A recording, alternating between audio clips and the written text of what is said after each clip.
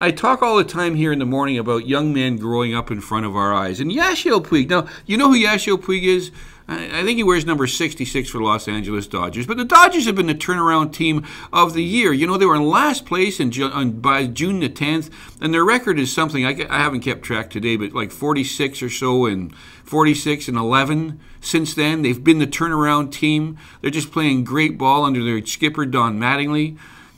And Yasiel Puig's a kid they brought into the lineup halfway through this run, and his spark is part of what provided them with the impetus to do what they're doing. He's been the toast of the town in L.A. Young women are throwing themselves at him. Young boys want to be like him. Older men and older women admire his skill and his ability, his power, his arm, the way he can catch the ball, the way he can go get them. They don't care if he's a detective from Cuba or if he's from Mars. He's the toast of the town. Well, what the hell's wrong with him?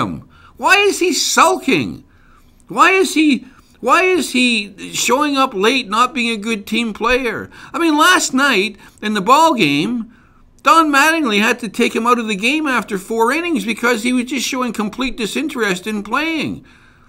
He didn't, there you are at second base, he didn't slide to break up the double play, which is a big no-no. I mean, he just put his foot on the bag. And he came up to the, you watch here, you're supposed to slide in there and break up the double play, but he didn't bother. Look, left his guy dead to rights at first base. They went back. He heard about that. Now he gets up here in this situation, and he strikes out, almost breaks his bat in half, storms off the field. Then he goes into the outfield, and he hit a couple of fly balls to him. And he just kind of nonchalants over there, gets underneath it, makes a little catch by his chest, couldn't give a shit. Look, I don't want to be here. I don't like this. Next batter, out it comes to him. Same thing, carbon copy. Watch what he does with the ball after he's caught it. Doesn't turn to the fans and say, there you go. Look, get me the hell out of here. And he walks off the field. So Mattingly pulls him and puts this guy in. And he's sitting on the bench not watching the play. What the hell is his problem? Now, if this is just immaturity, I understand that.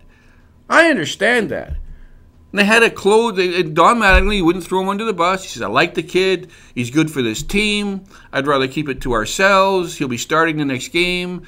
Puig was talking afterwards about how he was upset at his appearance at the bat. He wasn't properly prepared and all the rest of it. Crap. We've seen it all before. Ronaldo.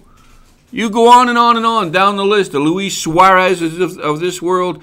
Young guys who are prima donnas. Brett Laurie got tagged with the same thing here in Toronto, who grow up in front of our eyes. They're just 22 or 23. They suddenly got tons of money. They got all the glory. They got women throwing themselves at them. They got fancy cars. Everyone from every restaurant in town is phoning them saying, will you please come and eat here? And if they're not, he can walk in the door. Doesn't have to pay for it. Can have whatever he wants. That's on you. Yasiel, please, we're honored to have you here. Could you sign this for my son?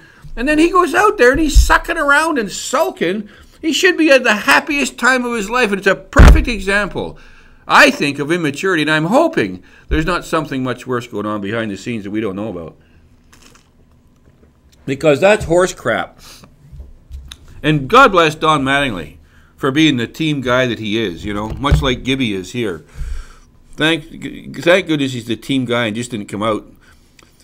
Can you imagine Ozzie Guillen being the manager of that team down there in Los Angeles when that kid did that? He would have been reamed from the minute he started to walk in from right field. Guillen would have been out at the pitcher's mound in his face, reaming him all the way down the dugout into the toilet where he'd have to hide to get away from him. Maybe he's just growing up in front of us.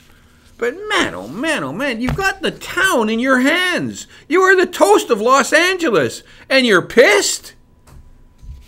Come sit in someone else's shoes for a second.